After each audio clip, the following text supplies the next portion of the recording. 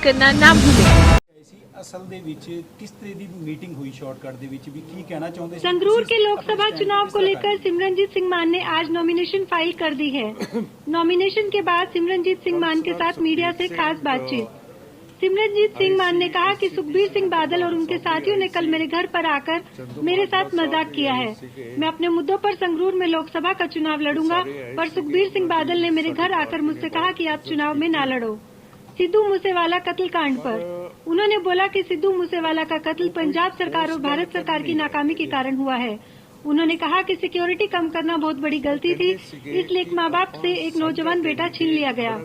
उन्होंने कहा कि मैंने सुखबीर बादल को कहा कि पहले बंदी सिंह के परिवार में से किसी को शिरोमणि अकाली दल का अध्यक्ष बनाओ और उसके बाद उनके परिवार में से किसी को एसजीपीसी का अध्यक्ष बनाओ। सिद्धू मूसेवाला के पिताजी को संगरूर जिमनी चुनाव में लाने पर उन्होंने कहा कि यह सरासर गलत है। उस परिवार के साथ इतना बुरा हुआ है, अभी तक सिद्धू मूसेवाला का भोग तक नहीं पड़ा और उनके परिवार को राजनीति में घसीटा जा रहा है। उन्होंने कहा कि आज जो सिद्धू मूसेवाला के माता और पिता को चंडीगढ़ अमित शाह के पास मिलने के लिए ले जाया गया, वह बहुत ज्यादा गलत काम किया गया है।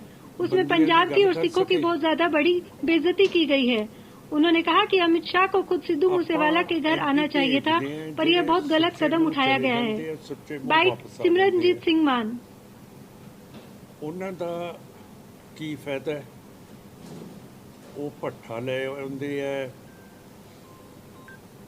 ਹੋਰ ਚੀਜ਼ਾਂ ਉਹਨਾਂ ਦੇ ਹੱਕ ਦੇ ਵਿੱਚ ਹੁੰਦੀਆਂ, ਪਰ ਪੰਜਾਬ ਜਾਂ ਕੌਮ ਦਾ ਮਸਲੇ ਦੇ ਉੱਤੇ ਤਾਂ ਉਹ ਕਦੇ ਬੋਲੇ ਨਹੀਂ ਹੈ। ਜੇ ਨਵਾਂ ਕਾਨੂੰਨ ਬੀਜੇਪੀ ਆਰਐਸਐਸ ਨੇ ਬਣਾਇਆ ਖੇਤੀਬਾੜੀ ਤੇ, ਫਿਰ ਆਪਣੇ ਭੇਜੇ ਐਮਪੀ ਉਸੇ ਕਾਨੂੰਨ ਦੀ ਤਾਈਦ ਕਰ ਦਿੰਦੇ ਹੈ ਤੇ ਉਸੇ ਕਾਨੂੰਨ ਦੇ ਖਿਲਾਫ ਏਡੇ ਵੱਡੇ ਜਦੋਜਹਿਦ ਜਿਹੜੇ ਸਾਡੇ ਖੇਤ ਮਜ਼ਦੂਰ ਹੈ, ਜਿਹੜੇ ਸਾਡੇ ਖੇਤੀ ਕਰਨ ਵਾਲੇ ਹੈਗੇ ਹੈ, ਉਹ ਕਰਦੇ ਹੈ ਤੇ ਉਸ ਕਾਨੂੰਨ ਨੂੰ ਭੰਗ ਕਰਾਉਂਦੇ ਹੈ। ਇਹਦਾ ਮਤਲਬ ਹੈ ਕਿ ਜਿਹੜੇ ਐਮਪੀ ਆਪਾਂ ਭੇਜਦੇ ਹੈ ਉਹਨਾਂ ਨੂੰ ਸਾਡੇ ਪੰਜਾਬ ਤੇ ਲੋਕਾਂ ਦੀ ਨਬਜ਼ ਦਾ ਪਤਾ ਨਹੀਂ ਹੈ। ਹੁਣ ਆਪਣਾ ਧੂਰੀ ਹੈ, ਇੱਥੇ ਗੰਨਾ ਮਿੱਲ ਹੈਗੀ ਹੈ ਤੇ ਹੋਰ ਵੀ ਗੰਨਾ ਮਿੱਲਾਂ ਹੈਗੀਆਂ, ਪਰ ਅਜੇ ਤੱਕ ਸਰਕਾਰ ਗੰਨੇ ਦਾ ਮਾਮਲਾ ਹੱਲ ਹੀ ਨਹੀਂ ਕਰ ਸਕਦੀ ਤੇ ਨਾ ਅਜੇ ਤੱਕ ਪਿਛਲੇ ਪੈਸੇ ਦਿੱਤੇ ਹੈਗੇ ਹੈ ਜਿਹੜਾ ਗੰਨਾ ਮਿੱਲਾਂ ਨੇ ਖਰੀਦ ਲਿਆ। ਫਿਰ ਮੇਰੇ ਸੰਗਰੂਰ ਦੇ ਵਿੱਚ ਘੱਗਰ ਦਾ ਮਸਲਾ ਹੈਗਾ।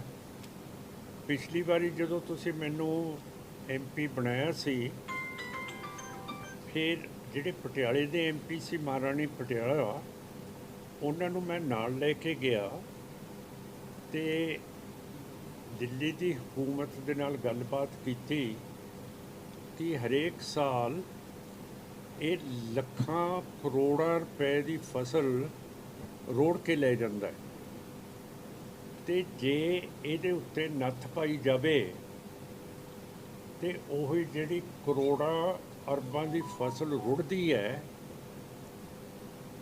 ਉਹਦੇ ਨਾਲ ਹੀ ਜਿਹੜਾ ਖਰਚਾ ਇਹਨੂੰ ਨੱਥ ਪਾਉਣ ਦੇ ਉੱਤੇ ਹੋਊਗਾ ਉਹੀ ਪੂਰਾ ਕਰ ਦੂਗੀ।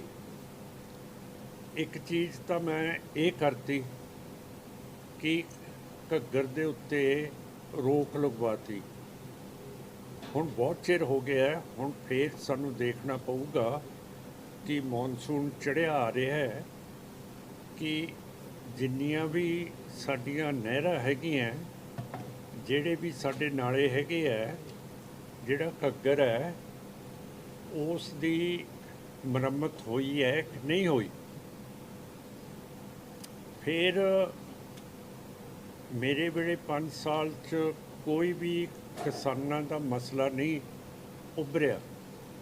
ਸਾਰਿਆਂ ਨੂੰ ਆਪਣਾ ਆਪਣਾ ਥਾਂ ਮਿਲਦਾ ਸੀਗਾ, ਸਾਰੇ ਟਰਾਂਸਪੋਰਟਰ ਨੂੰ ਕੋਈ ਤਕਲੀਫ ਨਹੀਂ ਸੀਗੀ, ਜਿੰਨੇ ਵੀ ਪ੍ਰੇਮੀ ਸੀਗੇ ਇਹਨਾਂ ਨੂੰ ਕੋਈ ਤਕਲੀਫ ਨਹੀਂ ਸੀ, ਜਿੰਨੇ ਵੀ ਨਿਰੰਕਾਰੀ ਸੀ ਉਹਨਾਂ ਨੂੰ ਕੋਈ ਤਕਲੀਫ ਨਹੀਂ ਸੀ। ਜਿਹੜੇ ਸਾਡੇ ਲਾਲੇ ਬਾਣੀਏ ਟਰੇਡਰਸ ਹੈ ਉਹਨਾਂ ਦੇ ਉੱਤੇ ਨਜਾਇਜ਼ ਕੋਈ ਇਨਕਮ ਟੈਕਸ ਦੀ ਜਾਂ ਈਡੀ ਦੀ ਰੇਡ ਨਹੀਂ ਪੈਣ ਦਿੱਤੀ ਹੈਗੀ। ਇਹ ਮੈਂ ਜ਼ਰੂਰ ਖਿਆਲ ਰੱਖਿਆ ਕਿ ਬਤੌਰ MP ਮੇਰੇ ਬਗੈਰ ਪੁੱਛਿਆ ਸਰਕਾਰ ਸੈਂਟਰ ਜਾਂ ਸਟੇਟ ਕਿਸੇ ਦੇ ਉੱਤੇ CBI ਜਾਂ ED ਦੀ ਕੋਈ ਵੀ ਛਾਪਾ ਨਾ ਮਾਰੇ। ਸੋ ਸਾਡਾ ਪੰਜਾਬ ਤੇ ਸੰਗਰੂਰ 5 ਸਾਲ ਵਧੀਆ ਚੱਲਿਆ।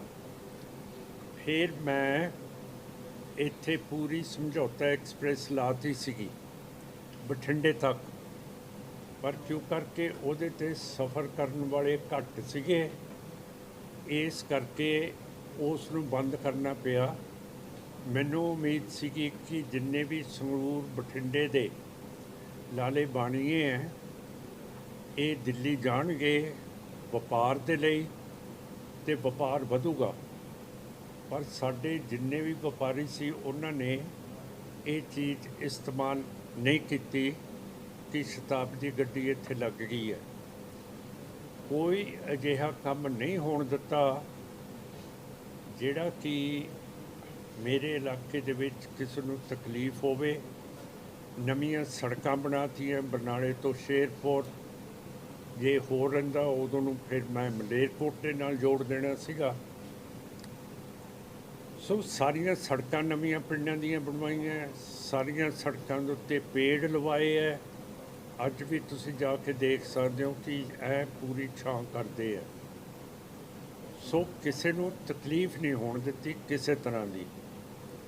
ਔਰ ਜੇ ਕੋਈ ਨੁਕਸਾਨ ਕਰਨਾ ਚਾਹੁੰਦਾ ਸੀਗਾ ਜਬਰ, ਸਰਕਾਰ ਉਸ ਨੂੰ ਕਹਿ ਦਿੰਦੀ ਸੀਗੀ ਕਿ ਸਿਮਰਨਜੀਤ ਸਿੰਘ ਮਾਨ ਨੂੰ ਪੁੱਛ ਲਓ ਕਿ ਇਹ ਸਰਕਾਰ ਕਰ ਦੇਵੇ, ਤੇ ਮੇਰਾ ਜਵਾਬ ਹੁੰਦਾ ਸੀ ਨਹੀਂ, ਇਸ ਤਰ੍ਹਾਂ ਨਹੀਂ ਆਪਾਂ ਕਰ ਸਕਦੇ ਹੈਗੇ। DC ਨੂੰ 2 ਮੇਰੇ DC ਸੀ, ਬਰਨਾਲੇ ਦਾ ਤੇ ਸੰਗਰੂਰ ਦਾ, ਕਿ ਅਸੀਂ ਨਹੀਂ ਇਸ ਤਰ੍ਹਾਂ ਹੋਣ ਦਿੰਦੇ।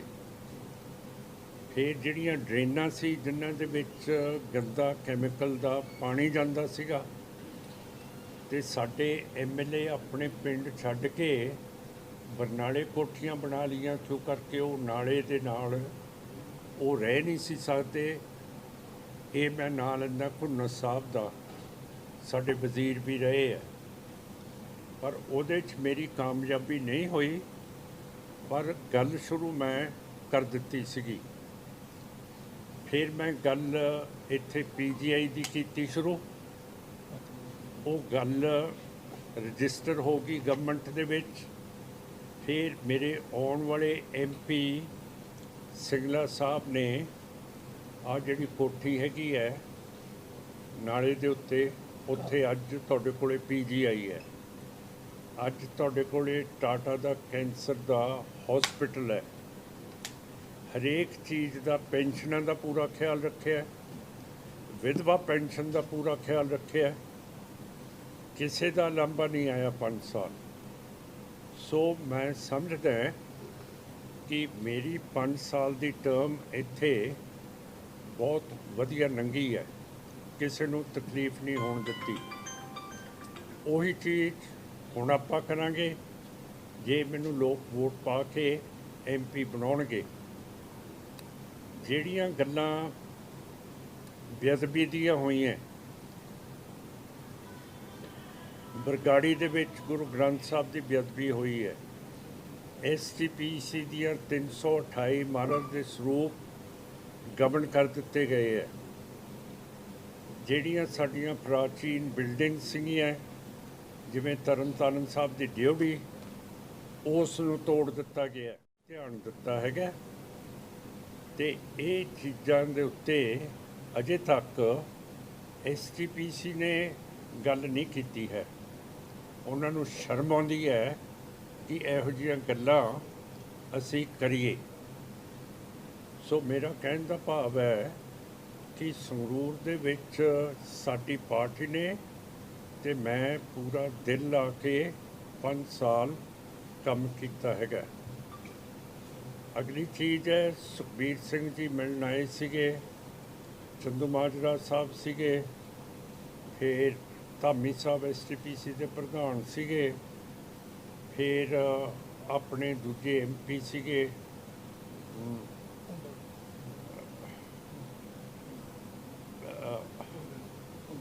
ਭੁੰਦੜ ਸਾਹਿਬ, ਇਹਨਾਂ ਦਾ ਰਵੱਈਆ ਜਿਹੜਾ ਮੈਂ ਕੱਲ੍ਹ ਦੇਖਿਆ, ਮੈਂ ਮਹਿਸੂਸ ਕੀਤਾ ਕਿ ਇਹ ਗੱਲ ਤਾਂ ਕੋਈ ਕਰਦੇ ਨਹੀਂ, ਇਹ ਤਾਂ ਮੇਰੇ ਨਾਲ ਮਖੌਲ ਕਰਨ ਆਏ ਹੈ। ਇਹਨਾਂ ਨੇ ਕਿਹਾ ਕਿ ਆਪਾਂ ਕੋਈ ਸਾਂਝਾ ਕੈਂਡੀਡੇਟ ਲੱਭੀਏ ਜਿਹੜਾ ਬੰਦੀਆਂ ਦੇ ਵਿੱਚੋਂ ਹੋਵੇ।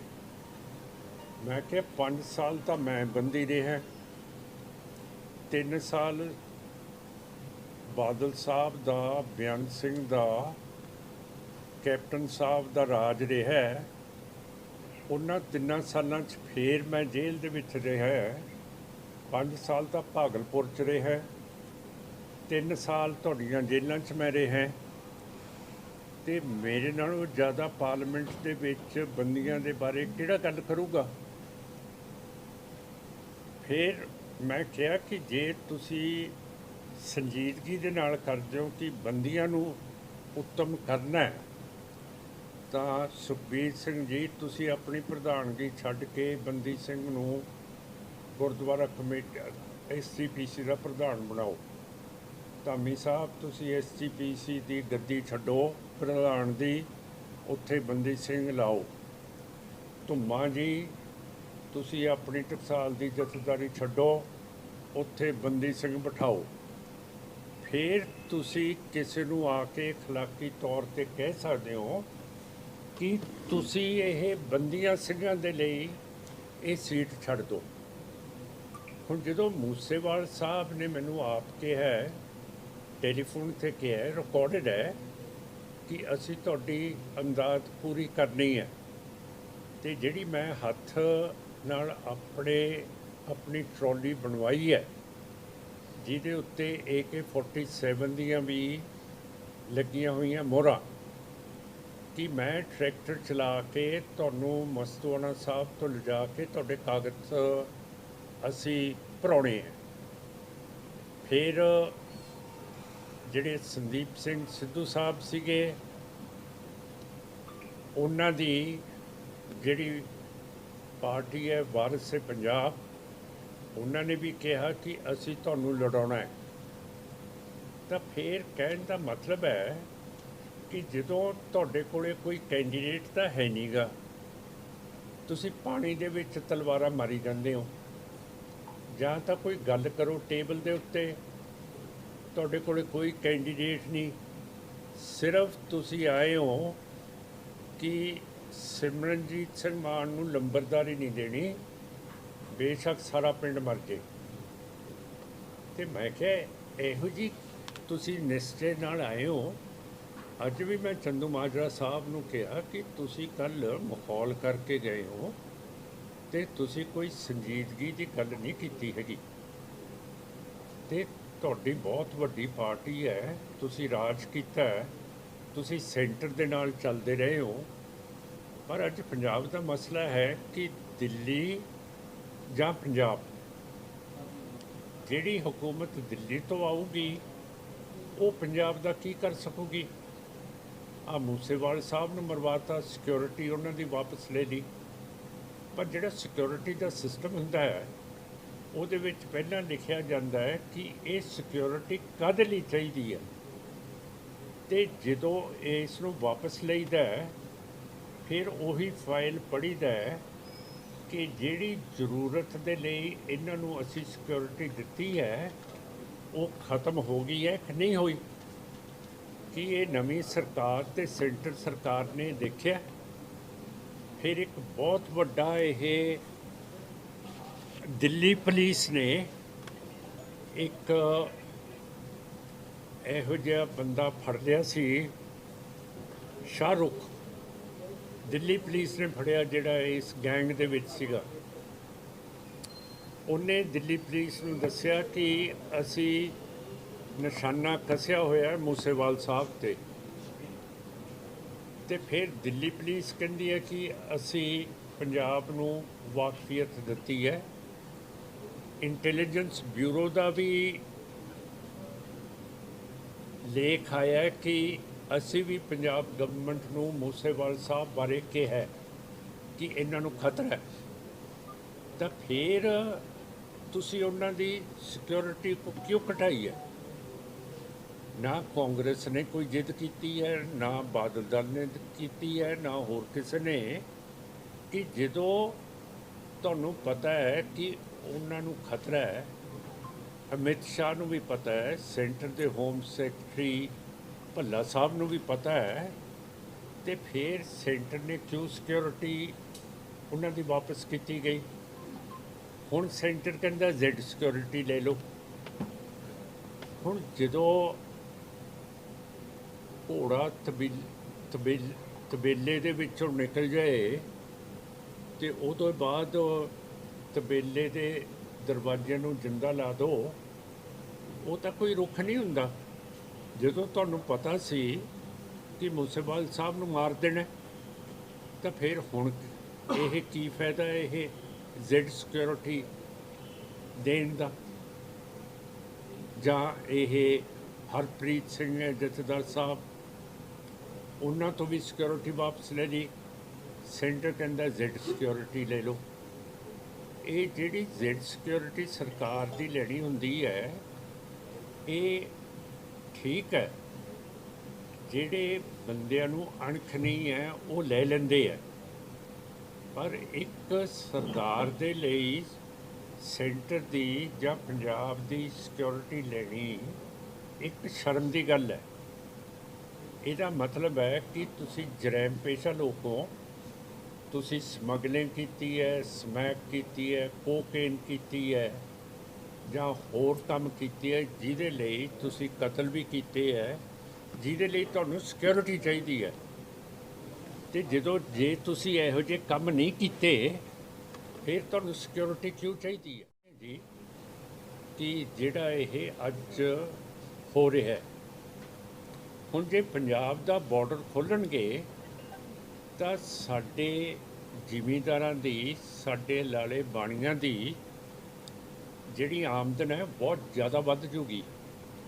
ਜਿਹੜਾ WTO ਹੈ, ਵਰਲਡ ਟ੍ਰੇਡ ਆਰਗੇਨਾਈਜੇਸ਼ਨ, ਉਹਨਾਂ ਦਾ ਹੁਕਮ ਹੈ ਕਿ ਤੁਸੀਂ ਬਾਰਡਰ ਖੋਲ੍ਹੋ। ਇੰਡੀਆ ਦੇ ਉਹਦੇ ਉੱਤੇ ਦਸਤਖਤ ਹੈ, ਪਰ ਕਿਉਂ ਕਰਕੇ ਐਡੀ ਤਕੜੀ ਦੁਸ਼ਮਣੀ ਹਿੰਦੂ ਅਤੇ ਮੁਸਲਮਾਨ ਦੀ ਹੈ, ਉਹਦੇ ਵਿੱਚ ਅਸੀਂ ਸਿੱਖ ਲੋਕ ਪੰਜਾਬ ਦੇ ਰਗੜੇ ਜਾ ਰਹੇ ਹਾਂ ਕਿ ਉਹ ਦੁਸ਼ਮਣੀ ਕਰਕੇ ਵਾਹਗਾ ਦਾ ਬਾਰਡਰ ਨਹੀਂ ਖੋਲ੍ਹਦੇ। ਹੁਣ ਜਿੰਨੀ ਵੀ ਮਸ਼ੀਨਰੀ ਜ਼ਿਮੀਂਦਾਰਾਂ ਦੀ ਬਣਦੀ ਹੈ ਉਹ ਜਾਂਦੀ ਹੈ ਪਾਕਿਸਤਾਨ। ਹੁਣ ਬਟਾਲੇ ਤੋਂ ਬਣ ਕੇ ਜਾਂ ਰਾਜਪੁਰੇ ਤੋਂ ਬਣ ਕੇ ਉਹ ਜਾਊਗੀ ਗੁਜਰਾਤ, ਗੁਜਰਾਤ ਤੋਂ ਜਾਊਗੀ ਕਰਾਚੀ, ਕਰਾਚੀ ਤੋਂ ਆਊਗੀ ਪੰਜਾਬ ਦੇ ਵਿੱਚ, ਅਤੇ ਬਟਾਲੇ ਜਿਹੜੀ ਬਣਦੀ ਹੈ ਉਹਦੀ ਵੱਟ ਲੱਗਦੀ ਹੈ ਸਿਆਲਕੋਟ ਜ਼ਿਲ੍ਹੇ ਦੇ ਨਾਲ। ਅਤੇ ਮੇਰਾ ਮਤਲਬ ਹੈ ਕਿ ਇਹ ਸਿੱਧੀ ਇਹ ਕਿਉਂ ਨਹੀਂ ਬਾਰਡਰ ਟੱਪ ਸਕਦੀ ਮਸ਼ੀਨਰੀ? ਇਹੀ ਹੈ ਕਿ ਇਹ ਸਿੱਖਾਂ ਦਾ ਇਹ ਸੂਬਾ ਹੈਗਾ। ਇਹੋ ਜਿਹੀ ਚੀਜ਼ ਕਰਨੀ, ਅਤੇ ਮੋਦੀ ਸਾਹਿਬ ਅਤੇ ਅਮਿਤ ਸ਼ਾਹ ਪੂਰਾ ਰਾਜ ਕਰ ਰਹੇ ਪੰਜਾਬ ਦੇ ਵਿੱਚ। ਭਗਵੰਤ ਜੀ ਤਾਂ ਕਰ ਨਹੀਂ ਰਹੇ, ਇਹਨਾਂ ਦੇ ਉੱਤੇ ਤਾਂ ਇੱਕ ਚੱਡਾ ਸਾਹਿਬ ਦਿੱਲੀ ਦੇ ਵਿੱਚ MP ਬਣਾਤਾ, ਉਹਨੂੰ ਵਜ਼ੀਰ ਦੀ ਕੋਠੀ ਦੇਤੀ ਹੈ। ਰਾਜ ਤਾਂ ਚੱਡਾ ਸਾਹਿਬ ਕਰ ਰਹੇ ਇੱਥੇ। ਭਗਵੰਤ ਜੀ ਤਾਂ ਵੈਸੇ ਹੀ ਹੈ ਕਿ ਇਹ ਖਾਨਾ ਪੂਰੀ ਕਰਨ ਦੇ ਲਈ ਉਹਨਾਂ ਨੂੰ ਇੱਥੇ ਲਾਤਾ। ਜਿੱਥੇ ਜਾਂਦੇ ਆ ਕਹਿੰਦੇ ਇਨਕਲਾਬ ਹੋਊਗਾ। ਹੁਣ ਕਿਹੜਾ ਆਮ ਪਾਰਟੀ ਕਿਹੜਾ ਇਨਕਲਾਬ ਚਾਹੁੰਦੀ ਹੈ? ਮੈਨੂੰ ਪਤਾ ਤਾਂ ਲੱਗੇ। ਸਰਦਾਰ ਭਗਤ ਸਿੰਘ ਦਾ ਚਾਹੁੰਦੀ ਹੈ। ਸਰਦਾਰ ਭਗਤ ਸਿੰਘ ਨੇ 2 ਬੇਗੁਨਾਹ ਪੁਲਿਸ ਅਫਸਰ ਮਾਰਤੇ ਸੀਗੇ। ਇੱਕ ਅੰਗਰੇਜ਼ ਸੀਗਾ, ਇੱਕ ਹੈੱਡ ਕਾਂਸਟੇਬਲ ਅੰਮ੍ਰਿਤਧਾਰੀ ਚੰਨਨ ਸਿੰਘ ਸੀਗਾ, ਇੱਕ ਅੰਗਰੇਜ਼ ਦਾ ਨਾਂ ਸੀ ਸੌਂਡਰਸ। ਫਿਰ ਦਿੱਲੀ ਦੀ ਅਸੈਂਬਲੀ ਦੇ ਵਿੱਚ ਉਹਨਾਂ ਨੇ ਬੰਬ ਸਿੱਟਤਾ ਸੀਗਾ। ਤੁਸੀਂ ਕਹਿੰਦੇ ਹੋ ਟੈਰਰਿਜ਼ਮ ਹੈ, ਅਤੇ ਇਹ ਟੈਰਰਿਜ਼ਮ ਤੋਂ ਘੱਟ ਹੈ ਕਿ ਪੁਲਿਸ ਵਾਲੇ ਮਾਰਤੇ ਅਤੇ ਇੰਡੀਆ ਦੀ ਅਸੈਂਬਲੀ ਦੇ ਵਿੱਚ ਬੰਬ ਸਿੱਟਤਾ, ਅਤੇ ਜੋ ਫਟ ਜਾਂਦਾ ਤੁਹਾਡੇ ਮੇਰੇ ਵਰਗੇ ਮਰ ਜਾਣੇ ਸੀਗੇ। ਉਹਨਾਂ ਦੀ ਫੋਟੋ ਹਰੇਕ ਆਪਣੇ ਕਮਰਿਆਂ 'ਚ ਲਾਈ ਹੋਈ ਹੈ। ਹੁਣ ਫਰਜ਼ ਕਰ ਲਓ ਕਿ ਅੱਜ ਭਗਵੰਤ ਜੀ ਇੱਥੇ ਆਏ ਹੈ, ਇਹਨਾਂ ਦੇ ਪੁਲਿਸ ਦਾ ਇੰਸਪੈਕਟਰ ਕੋਈ ਮਾਰ ਦਵੇ, ਫਿਰ ਭਗਵੰਤ ਜੀ ਤਾਂ ਕਹਿਣਗੇ ਤਾਂ ਜਾਇਜ਼ ਮਾਰਿਆ, ਇਹ ਤਾਂ ਪੁਲਿਸ ਵਾਲਾ ਸੀ, ਕਿਉਂ ਕਰਕੇ ਭਗਤ ਸਿੰਘ ਵੀ ਮਾਰ ਦਿੰਦੇ ਸੀਗੇ ਪੁਲਿਸ ਵਾਲਿਆਂ ਨੂੰ, ਬੇਗੁਨਾਹ ਪੁਲਿਸ ਵਾਲਿਆਂ ਨੂੰ ਮਾਰ ਦਿੰਦੇ ਸੀਗੇ। ਸੋ ਮੇਰਾ ਮਤਲਬ ਕੋਈ ਦਲੀਲ ਹੈ ਨਹੀਂ ਇਹਨਾਂ ਦੇ ਕੋਲ, ਤੇ ਨਾ ਕੋਈ ਦਲੀਲ ਵਾਲਾ ਹੈਗਾ ਇਹਨਾਂ ਨੂੰ ਦੇਣ ਤੇ। ਦਿੱਲੀ ਤੋਂ ਸਾਰਾ ਚੱਲੀ ਜਾਂਦਾ ਹੈਗਾ। ਮਾਨ ਸਾਹਿਬ, ਜੇਕਰ ਗੱਲ ਕਰੀਏ ਬੀਜੇਪੀ 'ਚ ਕਾਂਗਰਸ ਦੇ ਕਈ ਲੀਡਰ ਸ਼ਾਮਲ ਹੋ ਰਹੇ ਨੇ, ਕਿਸ ਤਰ੍ਹਾਂ ਦੇਖਦੇ ਹੋ ਵੀ ਕੀ ਕਾਰਨ ਨੇ? ਤੇ ਸਿੱਧੂ ਮੂਸੇਵਾਲੇ ਦੇ ਪਿਤਾ ਜੀ ਨੂੰ ਵੀ ਅੱਜ ਬੁਲਾਇਆ ਗਾ ਮਿਲਣ ਲਈ, ਇਹਨੂੰ ਰਾਜਨੀਤਿਕ ਰੰਗਤ? ਇਹ ਆਪਾਂ ਮੂਸੇਵਾਲ ਸਾਹਿਬ ਦੇ ਬਾਰੇ ਕਾਹਨੂੰ ਕੁਛ ਕਰਨਾ ਹੈ, ਇਹ ਉਹਨਾਂ ਦਾ ਭੋਗ ਪਊਗਾ 8 ਤਰੀਕ ਨੂੰ, ਉਸ ਤੋਂ ਬਾਅਦ ਦੇਖਾਂਗੇ ਕੀ ਹੋ ਰਿਹਾ ਹੈ। ਸਰਦਾਰਾ ਸਿੰਘ ਜੋਲ ਜੀ ਨੇ ਵੀ ਪ੍ਰਸਤਾਵ ਰੱਖਿਆ, ਉਹਨਾਂ ਦੇ ਸਰਦਾਰਾ ਸਿੰਘ ਜੋਲ ਜੀ ਨੇ ਰੱਖਿਆ ਪ੍ਰਸਤਾਵ, ਬਲਕੌਰ ਸਿੰਘ ਜੀ ਨੂੰ ਉਮੀਦਵਾਰ ਲਾਇਆ ਜਾਵੇ। ਕਿੰਨੇ ਰੱਖਿਆ? ਸਰਦਾਰਾ ਸਿੰਘ ਰਾਜਾ ਵੜਿੰਗ ਨੇ ਵੀ ਕਹਿਤਾ ਜੀ, ਕਾਂਗਰਸ ਦੇ ਪ੍ਰਧਾਨ ਰਾਜਾ ਵੜਿੰਗ ਨੇ ਵੀ ਕਹਿਤਾ ਕਿ ਬਿਨਾਂ ਚੋਣਾਂ ਤੋਂ ਉਹਨਾਂ ਦੇ ਪਿਤਾ ਜੀ ਨੂੰ ਸੰਗਰੂਰ ਤੋਂ ਜਿਮਨੀ ਚੋਣਾਂ ਤੋਂ ਬਿਨਾਂ ਉਹਨਾਂ ਦੇ ਸਾਰੇ ਬੰਦੇ ਤਾਂ ਬੀਜੇਪੀ 'ਚ ਭੱਜੇ ਜਾਂਦੇ ਨੇ ਯਾਰ, ਉਹਨਾਂ ਕੋਲੇ ਕੋਈ ਕੈਂਡੀਡੇਟ ਤਾਂ ਹੈ ਨਹੀਂ, ਐਵੇਂ ਫਿਰ ਪਾਣੀ ਦੇ ਵਿੱਚ ਤਲਵਾਰਾਂ ਹੀ ਮਾਰੀ ਜਾਂਦੇ ਆ। ਮਾਨ ਸਾਹਿਬ, ਸਿਕਿਉਰਿਟੀ ਦੀ ਗੱਲ ਕਰੀ ਤਾਂ ਤੁਸੀਂ ਅੱਜ ਤੱਕ ਸਿਕਿਉਰਿਟੀ ਦੀ ਨਹੀਂ ਮਹਿਸੂਸ ਕੀਤੀ, ਕੀ ਲੱਗਦਾ ਤੁਹਾਨੂੰ ਕਿ ਸਿਕਿਉਰਿਟੀ ਤੋਂ ਬਗੈਰ ਪੰਜਾਬ ਦੇ ਵਿੱਚ ਸੇਫ ਹੋ ਤੁਸੀਂ? ਹਾਂ, ਮੈਂ ਬਿਲਕੁਲ ਸੁਰੱਖਿਅਤ ਹੈ, ਮੈਨੂੰ ਕੀ ਕਿਸੇ ਨੇ ਕਹਿਣਾ, ਮੈਂ ਤਾਂ ਤੁਹਾਡੇ ਕੰਮ ਕਰਦਾ, ਕੋਈ ਮਾੜਾ ਕੰਮ ਤਾਂ ਕੀਤਾ ਨਹੀਂ। ਤੇ ਹੁਣ ਮੈਂ 77 ਸਾਲਾਂ ਦਾ ਹੋ ਗਿਆ, 2 ਸਾਲਾਂ 'ਚ ਬਿਮਾਰ ਹੋ ਜਾਊਗਾ, ਮੰਜੇ 'ਚ ਪੈ ਜਾਊਗਾ, ਕੈਂਸਰ ਹੋ ਜਾਊਗਾ, ਮੰਜੇ 'ਤੇ ਪੈ ਕੇ ਮਰਨਾ ਸਿੱਖ ਦੇ ਲਈ ਹਰਾਮ ਹੈ। ਜੇ ਜਿਉਂਦੇ ਜਾਗਦੇ ਮੈਨੂੰ ਕੋਈ ਗੋਲੀ ਮਾਰ ਦੂਗਾ ਤਾਂ ਫਿਰ ਮੇਰਾ ਮਤਲਬ ਸਿੱਖ ਵਰਗਣ ਮੈਂ ਆਪਣੀ ਮੌਤ ਨੂੰ ਤਾਂ ਛੂੰਗਾ। ਮੈਨੂੰ ਕਾਹਦਾ ਡਰ ਹੈ? ਇਹਨਾਂ ਨੂੰ ਪੁੱਛੋ ਤੁਹਾਡਾ ਡਰ ਕਿਉਂ ਹੈ, ਤੇ ਤੁਹਾਨੂੰ ਜ਼ਿੰਦਗੀ ਦੇ ਵਿੱਚ ਪ੍ਰੇਮ ਕਿਉਂ ਹੈ ਜ਼ਿੰਦਗੀ ਦਾ, ਜਦੋਂ ਤੁਸੀਂ ਲੁੱਟਾਂ ਮਾਰਾਂ ਤਾਂ ਕਰੀ ਜਾਣੀ ਹੈ। ਸਰ, ਜਿਵੇਂ ਸੀਐਮ ਭਗਵੰਤ ਮਾਨ ਪਹਿਲਾਂ ਇਲੈਕਸ਼ਨਾਂ ਤੋਂ ਪਹਿਲਾਂ ਐਲਾਨ ਕਰਦੇ ਹੋਏ ਸਟੇਜਾਂ ਉੱਤੇ ਕਿ ਸਕਿਉਰਟੀ ਲੀਡਰਾਂ ਨੂੰ ਕਿਸੇ ਚੀਜ਼ ਦਾ ਡਰ ਨਹੀਂ ਹੁੰਦਾ, ਅੱਜ 2-2000 ਸਕਿਉਰਟੀ ਦਾ ਬੰਦਾ ਲੈ ਕੇ ਨਾਲ ਘੁੰਮ ਰਿਹਾ, ਕੀ ਲੱਗਦਾ ਤੁਹਾਨੂੰ? ਫਿਰ ਮੈਂ ਦੱਸਿਆ ਤਾਂ ਹੈ, ਮਾਨ ਸਾਹਿਬ ਤੁਸੀਂ ਘੁੱਗੀ ਵਰਗਾ ਦਿਲ ਐ ਕਰੀ ਜਾਂਦਾ ਹੈ। ਮਾਨ ਸਾਹਿਬ ਤੁਸੀਂ ਪਿਛਲੇ ਦਿਨ ਕਿਹਾ ਸੀ ਵੀ ਮੈਂ ਕੈਂਡੀਡੇਟ ਆ, ਕੈਂਡੀਡੇਟ ਇੱਕ ਮੰਗਤਾ ਹੁੰਦਾ ਹਰ ਪਾਰਟੀ ਕੋਲੇ ਅਪਰੋਚ ਕਰੂਗਾ। ਹਾਂ, ਤੁਸੀਂ ਢੀਂਡਸਾ ਸਾਹਿਬ ਕੋਲੇ ਅਪਰੋਚ ਕਰੋਗੇ ਜਾਂ ਕੈਪਟਨ ਅਮਰਿੰਦਰ ਸਿੰਘ ਕੋਲੇ ਅਪਰੋਚ ਕਰੋਗੇ? ਸਾਰਿਆਂ ਤੇ ਕਰਤੀ ਜੀ ਮੈਂ, ਕੀ ਰਿਸਪੌਂਸ ਮਿਲਿਆ ਢੀਂਡਸਾ ਜੀ ਨੂੰ? ਕਈਆਂ ਤੋਂ ਤਾਂ ਬਹੁਤ ਪੋਜ਼ਿਟਿਵ ਮਿਲਿਆ। ਤੁਸੀਂ ਵੀ ਕਾਗਜ਼ ਭਰਤੇ ਜੀ, ਆਪ ਪਾਰਟੀ ਨੇ ਭਰਤੇ, ਬਾਕੀ 2 ਦਿਨ ਰਹਿ ਗਏ ਜੀ, ਕੋਈ ਉਮੀਦਵਾਰ ਨਹੀਂ ਆ ਰਿਹਾ ਜੀ, ਕਿਸ ਤਰ੍ਹਾਂ ਦੇਖਦੇ ਹੋ?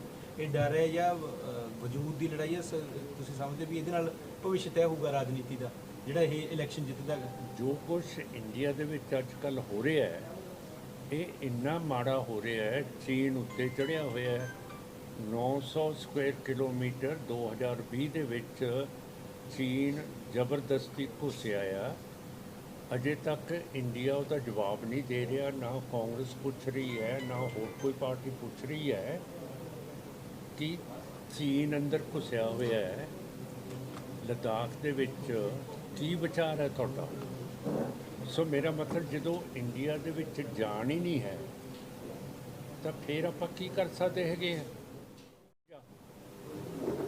ਮੈਂ ਕਹਿੰਦਾ ਸੁਖਬੀਰ ਜੀ, ਤੁਹਾਨੂੰ ਦੱਸਿਆ ਤਾਂ ਹੈ ਕਿ ਤੁਸੀਂ ਆਪਣੀ ਥਾਂ ਤੇ ਕੋਈ ਬੰਦੀ ਰੱਖ ਲਓ।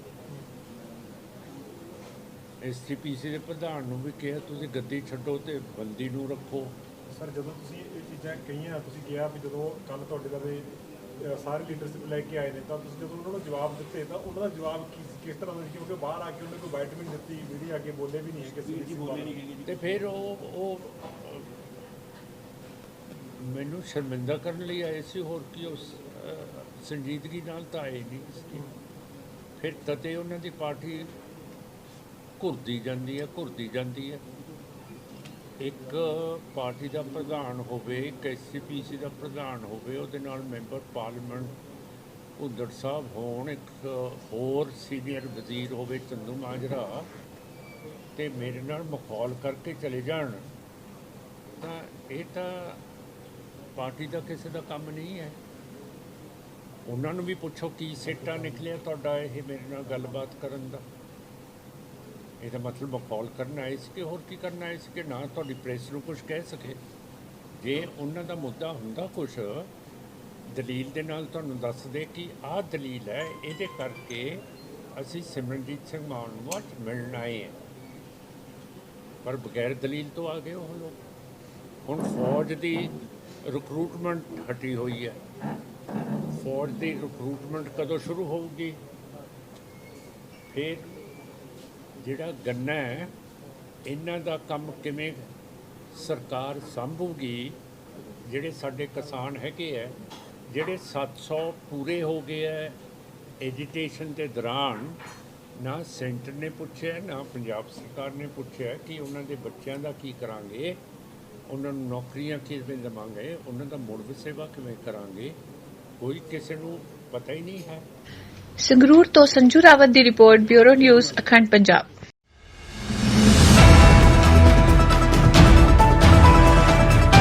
चैनल को सब्सक्राइब करना ना भूलें।